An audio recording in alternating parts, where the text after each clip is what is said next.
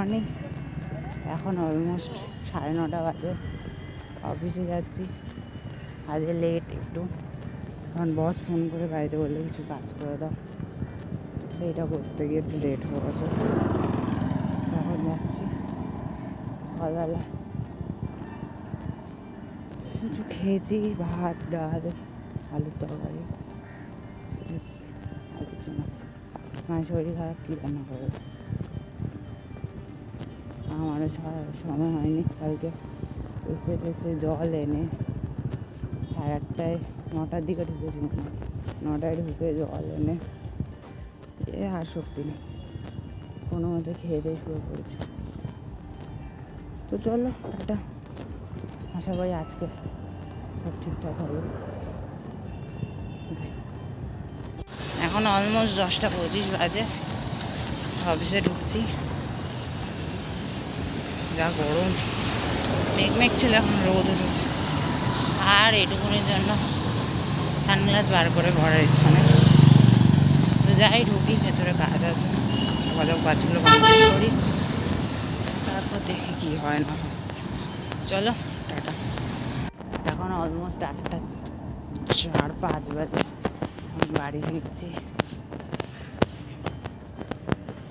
বাড়ি গিয়ে পড়াতে বসা হয়েছে, পড়াবো। অফিস থেকে তাড়াতাড়ি বেরোতে পেরেছি, জলদি বাসে করে গেছি।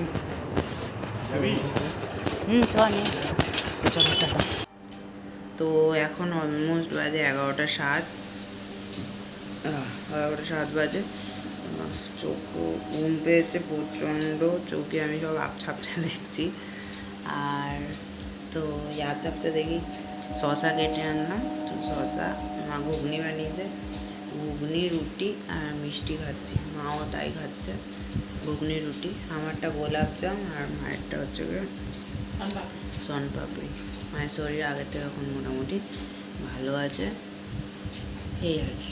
তো চলো দেখা যাক কী খাচ্ছি। তো এই আর কি রাতের ডিনার।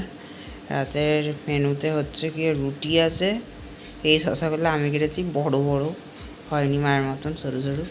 তাহলে ঘুগনি আছে, আর এর উপর একটু ধনে পাতার চাটনি আছে, এটা আছে, আর গোল বলের মতন মিষ্টি।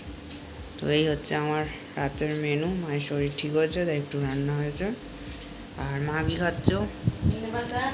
ধনে পাতা, ঘুগনি আর রুটি। আর তোমার শরীর কেমন আছে এখন? আগের থেকে একটু ভালো আছে, গরমে মা কাহিল হয়ে গেছে, তাই তো? ঠিক আছে, খেয়ে নাও, খেয়ে দে শুয়ে পড়বো, ঠিক তো? Tata tata.